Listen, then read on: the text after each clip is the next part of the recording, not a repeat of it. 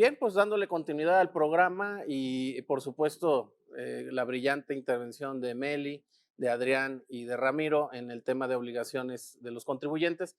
Se continúa ahora con un tema que de hecho la diputada Patricia Terrazas estuvo comentando en su disertación respecto a las donatarias autorizadas y el uso del esquema de asimilables de salarios. eh, este tercer panel estará también coordinado por Mélida Guevara y en esta ocasión nuestros socios Alberto Vela y José Antonio Hernández del área de legal y el área de impuestos van a estar junto con ella para poder hablar pues, más a profundidad de los nuevos requisitos para las donatarias. Este es un tema que inclusive se ha estado comentando a nivel conferencias mañaneras de la presidencia, en donde se identifica que son entidades, por supuesto, necesarias, por supuesto que son buenas, pero que también se ha abusado del esquema en algunas ocasiones y para poder obtener la información de primera mano que permita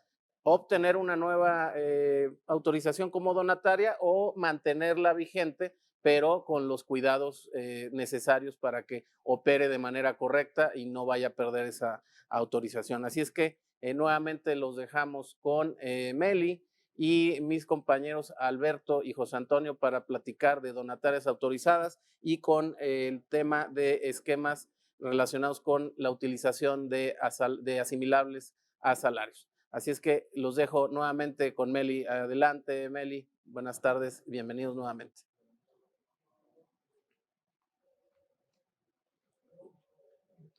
Y... We are Baker Tilly, global providers of assurance, tax, consulting, and advisory services. Ranked among the world's top 10 branded networks, Baker Tilly brings the power of a global network into local communities to help our clients make decisions that help them achieve their goals.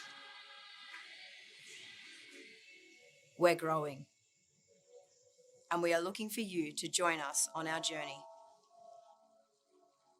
Our vision is to combine your talent with ours to create a partnership that helps our clients face the future with confidence. Our impact is global, stretching across 145 territories. Our more than 36,000 team members have achieved a combined revenue of $3.9 billion in 2019. Our growth is strategic, and we continue to maintain a local presence to ensure a deep understanding of context for your business.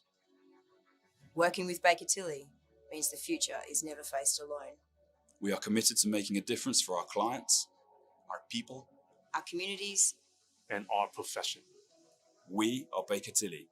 Nosotros somos Baker Tilly. 我們是 Baker Tilly. We are Baker Tilly. And we will never lose sight of you. Now for tomorrow.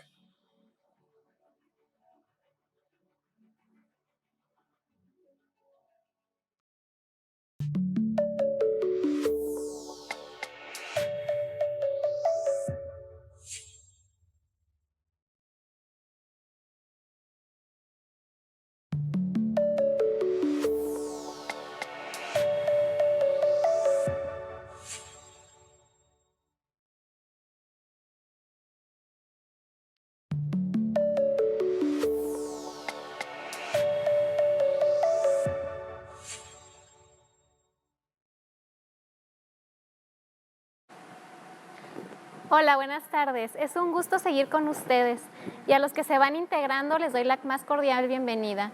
Este es nuestro tercer panel y aquí vamos a platicar de las donatarias autorizadas y del régimen de asimilables a salarios.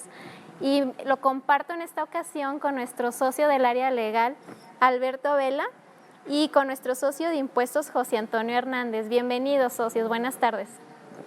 Hola, Mélida. Buenas tardes. Buenas tardes, Meli. Bueno, comencemos con el tema de donatarias autorizadas, para no hacer más preámbulo y estar todos en tiempo. Dentro de la ley del impuesto sobre la renta existe el título 3 de las personas morales con fines no lucrativos.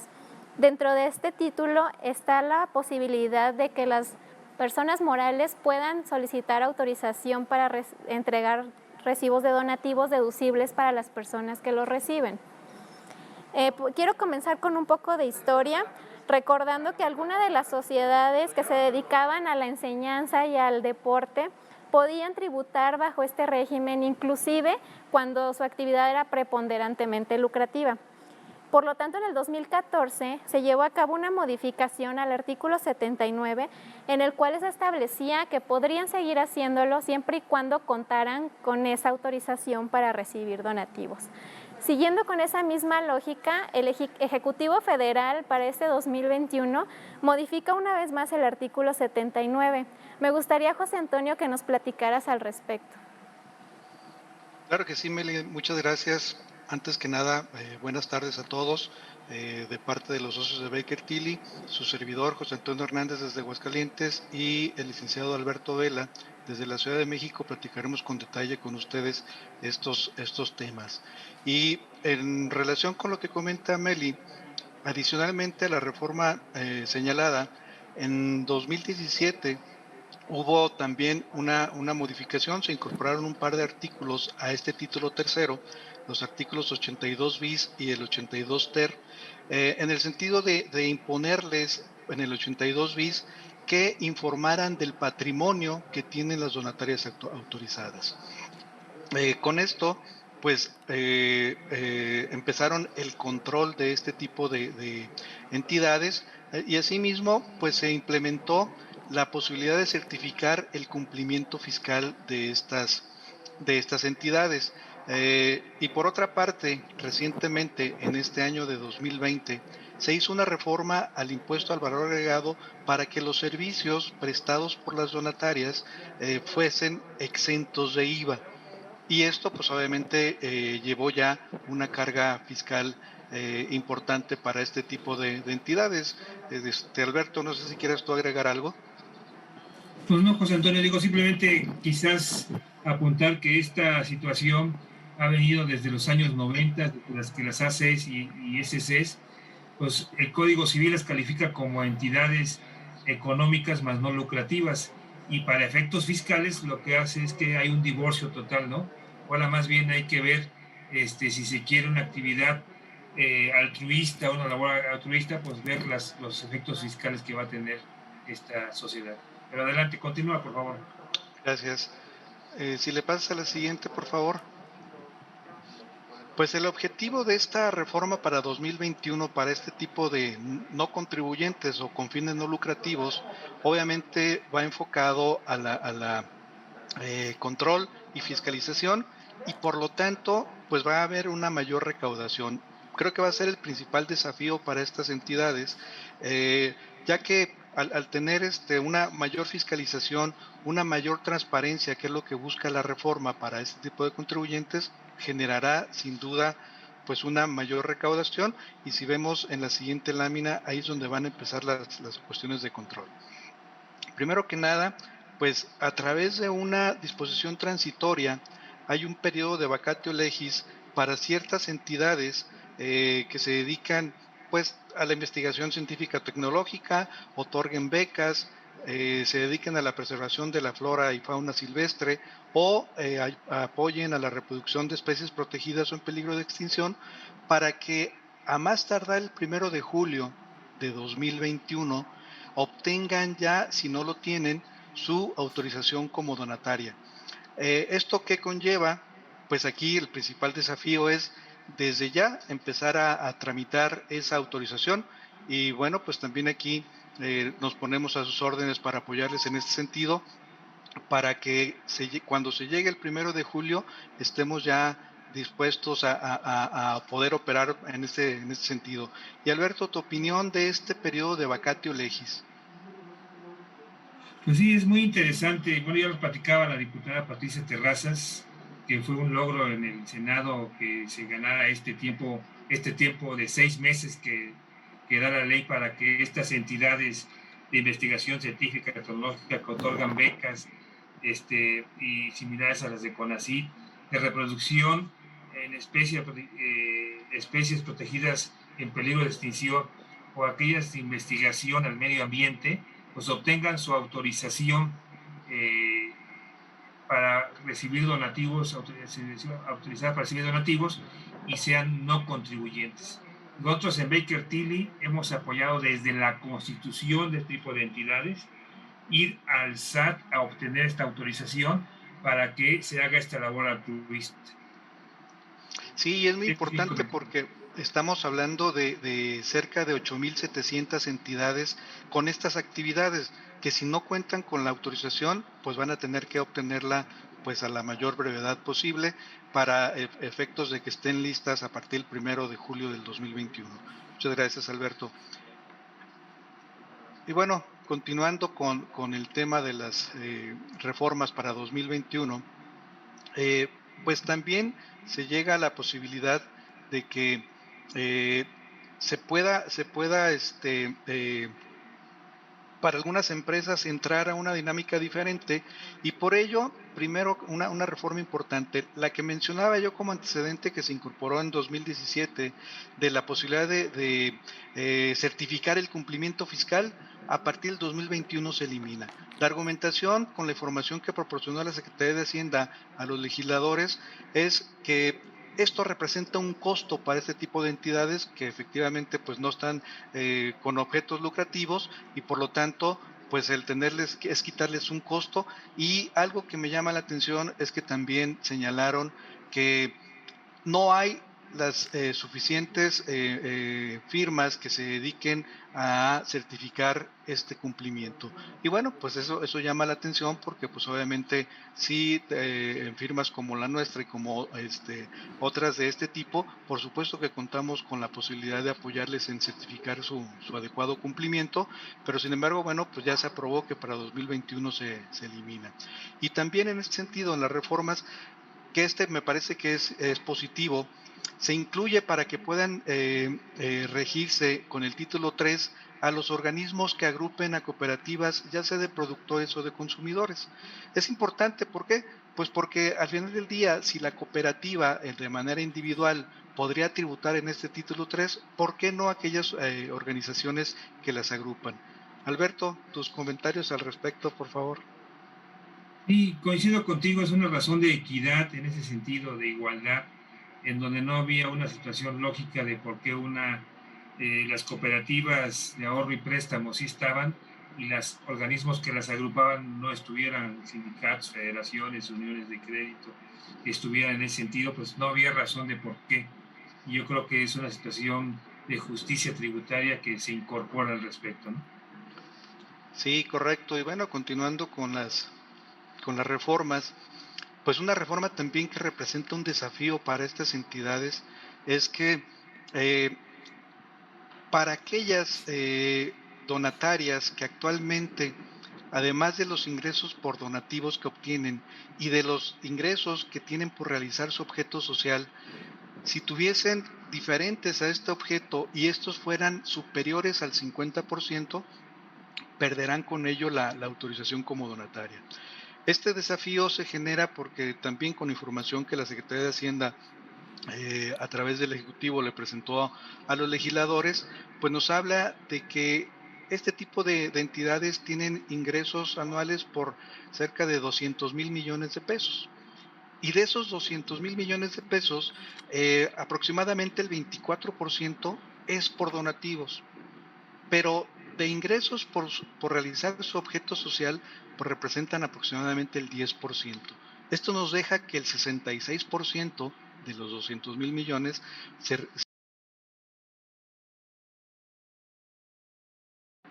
y con ello, pues obviamente el fisco dice, a ver, pareciera ser que me estás distrayendo para estar en un régimen que no pagas impuesto por ingresos que pudieran ser grabados para el impuesto sobre la renta.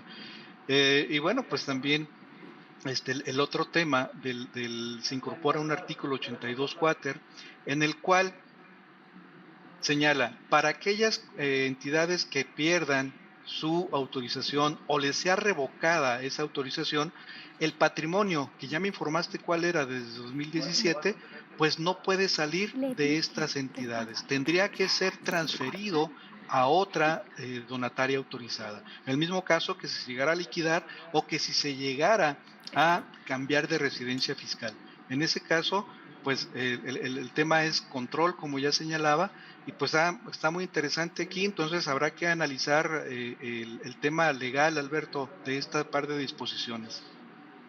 Es correcto, José Antonio. Aquí este reporte que aludes tú, reporte de donatarias autorizadas que se elaboró por parte de la Secretaría de Hacienda en el año de 2019, pues señala diferentes rubros y señala que en teoría por donativos es un porcentaje menor a otras actividades que realizan las empresas autorizadas para recibir donativos. En México no estamos muy característicos a apoyar estas labores altruistas. Es muy poco esta situación y por eso es loable que estas empresas o estas entidades lleven a cabo otras actividades al respecto. Creo que esto es cuestionable, debatible y bueno, en caso de que alguna entidad acudiera a los tribunales, pues habría que ver si la medida en que se está estableciendo es proporcional a la forma de hacer. Si bien es cierto que se puede estar encubriendo un ingreso tributario sin el pago del impuesto correspondiente, creo que el objetivo final de estas entidades es el gasto a la labor altruista. Y bajo esa premisa es que creo que no existe ese perjuicio al fisco federal. Mientras no se destine a una labor distinta o una actividad distinta, me parece que pudiera ser controvertible ese tema, pero bueno, serán los tribunales al final del camino, si alguien instaura un medio de defensa en contra de esto, pues que decida qué sucede sobre esto en particular, José Antonio Melín. Gracias, gracias Alberto. ¿Me podrías comentar, José Antonio, rápidamente las causas de revocación que aparecen ahora para la reforma 2021? Claro que sí, Meli, precisamente abundando en lo que comenta el licenciado Alberto, efectivamente, ¿no? Si bien es cierto que el ingreso por la actividad objeto de la autorización donataria es menor, pues porque se trata de labores altruistas y obviamente a veces nada más cobran la recuperación del gasto y puede ser una de las razones. Y bueno, pues en relación con lo que comentas, la sección A del artículo 82 cuater que se adiciona para 2021, hay 6 supuestos y habrá que analizarlos con detalle porque entre los supuestos es si se destinan los activos a fines distintos del objeto de la donataria, que no se expidan comprobantes por los donativos o que estos amparen actividades diferentes por las cuales fueron autorizadas.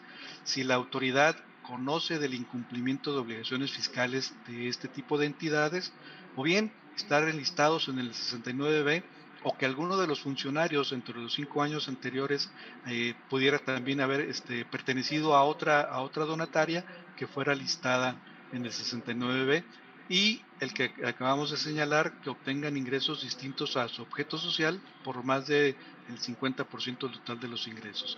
Pero aquí, como menciona Alberto, pues habrá que analizar con detalle cada uno de los supuestos y ver si es factible pues impugnar la resolución de la autoridad al quererle revocar. Alberto, ahí tu comentario. Sí, correcto, pues como lo apuntaba, efectivamente, aquí y como lo dije al principio, las ACs y las SCs hoy en día tienen más preponderancia económica o lucrativa que el fisco les está viendo que económica. Y por eso, hoy en día, a pesar de que puede tener un objeto general para la labor para la cual fue constituida, lo que puede importar hoy es el oficio que establece el objeto social por el que fue autorizado para recibir donativos. Y aun cuando tenga otros objetos sociales que sean complementarios o auxiliares para esa labor, pudiera ser realmente un castigo en vez de una situación de control fiscal, ¿no? Yo creo que por eso habría, como bien dices, caso por caso habría que analizar y apoyar a esta actividad altruista que llevan a cabo estas entidades y más en este momento de pandemia y cuando salgamos de ella para fortalecer a la sociedad en general. Ese es mi comentario, José Antonio Mérida. Gracias, muchas gracias. Y bueno, cambiando de tema, de igual manera hay modificaciones al régimen de asimilados a salarios. Y esto surge a raíz de que la autoridad también ha detectado, vía pago de asimilados a salarios, pues la disminución del pago de las contribuciones. Por lo tanto, pone umbrales y requisitos adicionales para este tema. José Antonio, ¿nos compartes un poco estos cambios? Con gusto, Meli. Sí, efectivamente, en el régimen de asimilados a salarios, que es importante señalar que se instrumentó esta facilidad, así como facilidad para ciertos contribuyentes desde 1980 en la ley del impuesto de la renta, para que en el caso de honorarios preponderantes o de aquellos que decidieran solicitar al pagador de los asimilados que le retuviese como asimilado a salarios, y también para algunas actividades empresariales que también se consideren preponderantes, pues desde entonces se tiene la posibilidad de tributar como asimilados a salarios. Ahora bien, para 2021, pues nos señalan, como bien decías, Melida, un umbral importante, 75 millones de pesos de ingresos al año, que representa poco más de 6 millones de pesos mensuales. Digo, para una actividad de asimilados pudiera parecer de manera interesante ese umbral. ¿Qué sucede cuando rebasen el umbral? Pues se va a tener que informar al pagador de asimilados y en ese momento tributar en el régimen que le corresponda, llámese honorarios o llámese actividad empresarial. Con ello, pues conlleva algunos temas fiscales interesantes, Alberto, como es pues efectivamente, si bien hubo retenciones de ISR como salarios, pero ¿qué pasa con el impuesto al valor agregado, por ejemplo? Es correcto, sí. Este tema, José Antonio Mérida, clientes, amigos y amigas que nos están escuchando, si bien es cierto, como es José Antonio, nació como una facilidad administrativa, hoy en día se ha quizás abusado un poco de esta situación en algunos casos, y en otros ha habido confusiones en donde nosotros hemos aclarado a nuestros clientes, en donde no existe un contrato de régimen de asimilados a salarios, ¿no? De entrada, jurídicamente hablando, luego llegan a la oficina y nos preguntan algún nuevo socio que acaba con una sociedad y quiere un contrato de régimen asignados a salarios, y realmente no es como tal. Como tú bien apuntabas, es un asimilado, una facilidad administrativa, sino son para aquellos honorarios que de manera preponderante reciben las personas físicas, o honorarios independientes, personas independientes que reciben honorarios o actividad empresarial, aquí comisionista. Realmente a nosotros nos ha tocado en cuestiones litigiosas en donde pasan a veces cosas muy importantes y el IVA es el efecto, porque si en un momento no aplica, como bien apuntas, el régimen asimilado al salario, pues un honorario o una comisión o un ingreso por actividad empresarial que debería llevar necesariamente un impuesto al valor agregado a la tasa del 16%. Y eso puede ser muy delicado porque hay una omisión de impuesto en este sentido, ¿no? José Antonio Mérida, ese es, digo, algo así que quisiera comentar. Podemos poner un ejemplo o varias cosas, pero creo que el tiempo es limitado. Y pues adelante, por favor. Muchas gracias por su apoyo en este panel número 3. Y bueno, por aquí estoy recibiendo una pregunta, a ver si me podrías ayudar, Alberto. Me comentan, ante la reforma de las donatarias autorizadas, consideren como remanente ficto las erogaciones que no estén amparadas con CFDI, ¿aplicaría el principio de fondo sobre la forma? Vaya pregunta, sí, es muy interesante. Efectivamente, porque todo se ha ido encaminando desde 2014 y a partir de 2020 de este año a que prevalezca el principio de fondo sobre la forma. Sin embargo, hoy establecen un requisito para las entidades que tengan que recabar comprobante fiscal de todas las erogaciones a efecto de que tengan que hacer.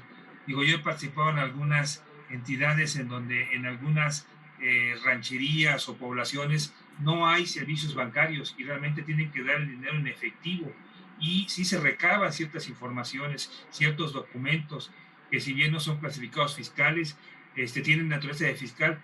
Digo, realmente ahí serán los tribunales quienes definan esta situación, pero yo creo que existirían elementos para poder sostener que sí no hay lesión al fisco si se demuestra el objeto social. No sé qué opinas tú, José Antonio.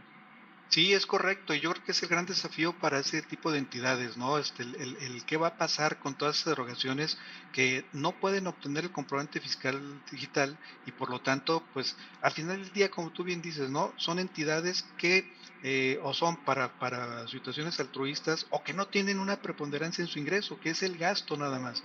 Entonces se me hace que ese es el gran desafío para estas entidades.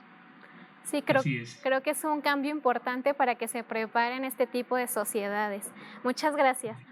Y para José Antonio, o a quien guste apoyarme, ¿podría existir una violación para aquella entidad que tuviera que aplicar el título 2 y título 3 de la ley del impuesto sobre la renta por no recibir la autorización? Bueno, primero me adelanto, Alberto, perdóname, Alberto. Creo que va a ser otro de los desafíos para ese tipo de entidades, pero aquí es importante, ya hay precedentes, por ahí uno muy conocido de un club deportivo que en un ejercicio se transformó de una AC a una SADCB con las obligaciones que esto conlleva y los títulos en los que tienen que tributar como uno u otro. Y bueno, pues podría ser el caso de que no obtengan la autorización y en los primeros 6 meses tributar todavía en el título 3 y por el segundo semestre, llámese 1 de julio, 31 de diciembre, pues tributar en el título 2.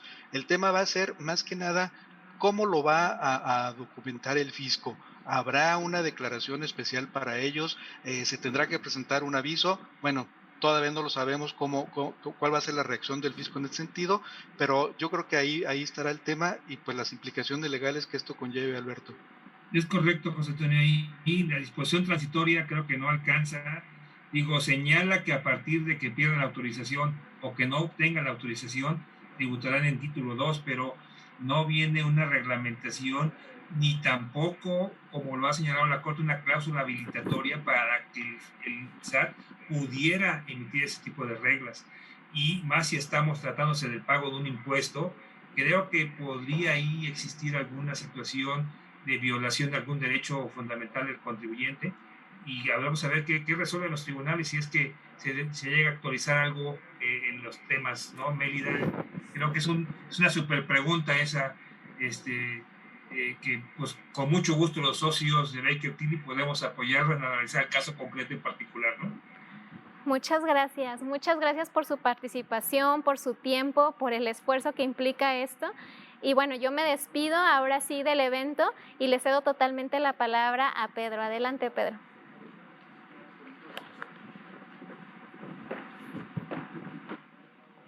Muchísimas gracias, Meli, Alberto y José Antonio, por esta brillante exposición. Bueno, estamos ya casi en la recta final de este importante evento, Cumbre Fiscal, Paquete Económico 2021. Me viene hoy a la memoria la anécdota de un amigo que, bueno, fue invitado a un evento magno y después de tantas jornadas de horas extensas, de 8 de la mañana a 8 de la noche, al salir él ve a una sola persona de asistente. Entonces le dice, bueno, por haberse quedado a toda esta jornada, le voy a dictar mi conferencia. Entonces le dice el que está sentado, ¿sabe qué, maestro? Mejor apúrese, porque en realidad yo soy el último de los ponentes. Pero bueno, este no es el caso. Están conectadas cientos de personas, me reportan en este momento, y continuamos con este importante evento. Adelante, Pedro. Sí, gracias, Carlos. En efecto, de hecho, ha habido durante el día constantemente entre 800, 900 y 1000 personas, lo que acumula durante el evento prácticamente 7,500 asistentes. Así es que estamos muy agradecidos, muy contentos de haber logrado este éxito. En los próximos, pues 25, no más, como 30 minutos, vamos a hacer el cierre con el último panel. No se les olvide que el periodista de negocios Rodrigo Pacheco, de Grupo Imagen, va a estar haciendo los comentarios finales, algunas conclusiones, en esto que ha sido una lluvia también de índole jurídica, legislativa, de mensajes por parte de la autoridad. El procurador nos habló pues de ese combate a la simulación de operaciones, a la defraudación fiscal, el tema del outsourcing como algo central en la agenda, pues no solo de las autoridades fiscales, sino también del Poder Legislativo, como lo comentó la diputada Terrazas. Y bueno, todo este conjunto de información que por supuesto vamos a procesar para ponerlas a su disposición durante los próximos días de diferentes formas y mediante diferentes canales. Estaremos avisándoles para que principalmente a través de nuestras redes sociales, recordarán Baker Tilly México o Baker Tilly Mex, ya sea en Facebook, en LinkedIn, Twitter, Instagram y por supuesto en nuestra página bakertilly.mx. Baker Tilly se escribe con doble L y con Y, como pueden ver aquí en el back.mx, que pues ahora con la situación de emergencia sanitaria en México y en el mundo, Carlos, pues se vuelven las oficinas. Realmente el tener hoy una oficina virtual, una página de internet funcional, transaccional, amigable, bien estructurada, pues es hacia donde debemos de caminar, pues no solo los asesores fiscales y de empresas, sino pues todas las corporaciones. El tema presencial pues se ha dilatado en reanudarse y pues invertir en tecnología, como lo hablamos en la plática de OneSource y Eliel Amaya y los compañeros de Thomson Reuters, pues es hacia donde debemos de caminar, obtener la información, poderla controlar, poderla analizar y por supuesto a través de mecanismos de tecnología pues tener el control y las decisiones fácilmente, ¿no?